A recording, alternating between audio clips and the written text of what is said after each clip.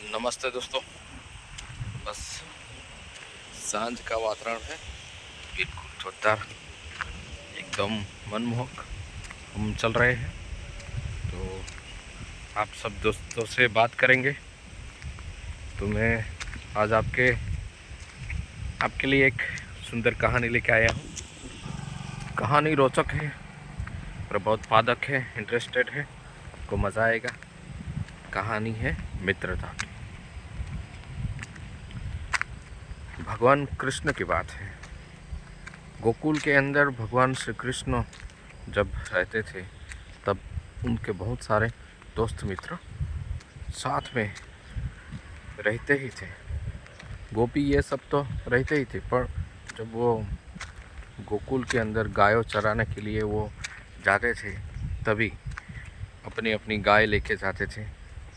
सब खेलते थे, साथ में बातचीत करते थे, मौज मस्ती करते थे। बस अद्भुत वातावरण उस टाइम पे। तो दोपहर का टाइम था।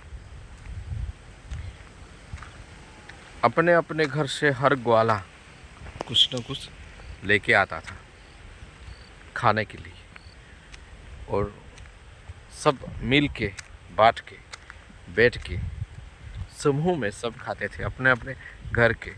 श्री कृष्ण भगवान को तो माखन, दही, दूध, छाछ ये सब बहुत उसकी प्रिय चीज़ थी। सब लोग खाते थे। उस टाइम पे एक बंदा था, वो भी श्री कृष्ण भगवान का भक्त था, मित्र था। सब मित्र थे उनके, बहुत सारे मित्र थे, उनमें से वो भी था।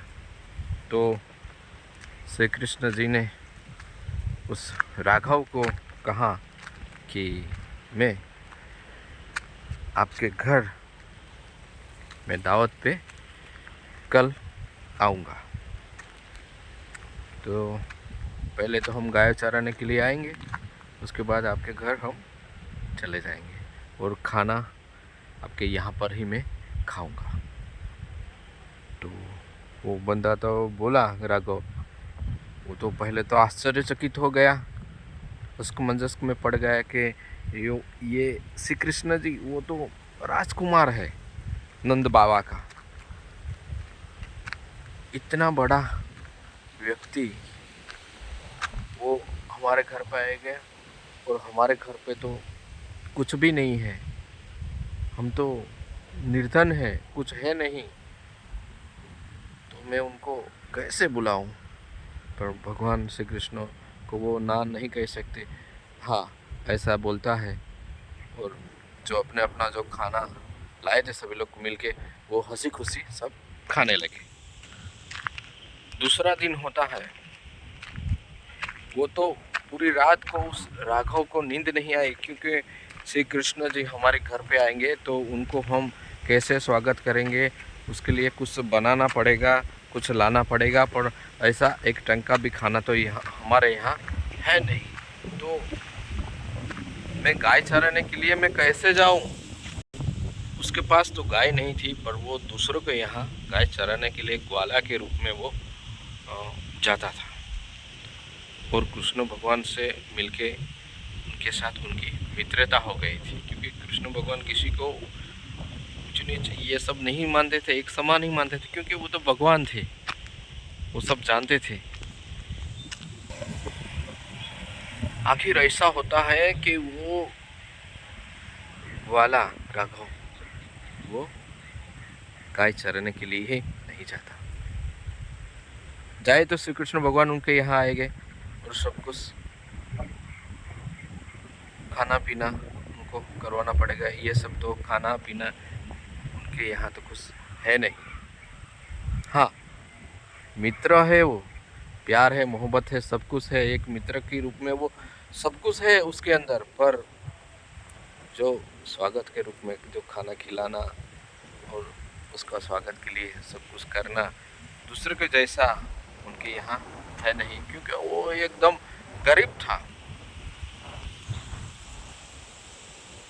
आखिर गाय चराने के लिए वो नहीं जाता, दोपहर का टाइम हो जाता है। कृष्ण भगवान उधर इंतज़ार करते हैं कि राघव आया क्यों नहीं, और राघव ने तो खाना भी नहीं खाया था, और होता तब खाता ना, वो दूसरों को खिलाते वो ही खा लेता था। उनके यहाँ एक पात्र था, उस पात्र में सास जो मतलब थी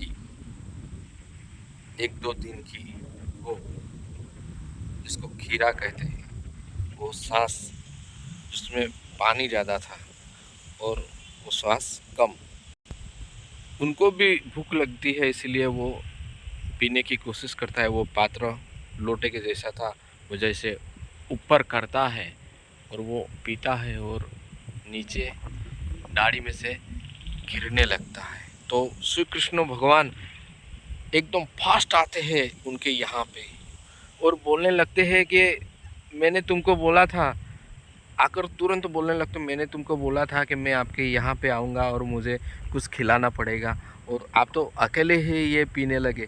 तो जो डाढ़ी थी उसके नीचे से जो खीरा वो गिरने लगा, तो श्री कृष्ण भगवान उनको पीने लगे, एक बहते नीर की तरह। उनको कहते हैं भगवान, उनको कहते हैं सच्ची मित्रता, भाव। वो भावुक हो जाते हैं राघव, और श्री कृष्ण भगवान की वो माफ़ी मांगते हैं कि मुझसे बड़ी गलती हो गई। ये मित्रता का दृष्टांत मुझे बहुत अच्छा लगा। निस्वार्थ निष्काम भाव, सबसे ऊंची प्रेम सगाई, जो मित्रता का उदाहरण मुझे सच्चा लगा। बिल्कुल भागवत गीता में ये उदाहरण मुझे मिला था, तो जिसको मैं आपके सामने शेयर किया दोस्तों। तो आपको मेरा ये दृष्टांत, ये भगवान श्री कृष्ण की लीला पसंद आए तो बिल्कुल शेयर कीजिए और कमेंट भी कीजिए, लिख दीजिए जय श्री कृष्ण कमेंट में, तो मुझे बहुत अच्छा लगेगा। थैंक यू दोस्तों, मिलते हैं। जय श्री कृष्ण।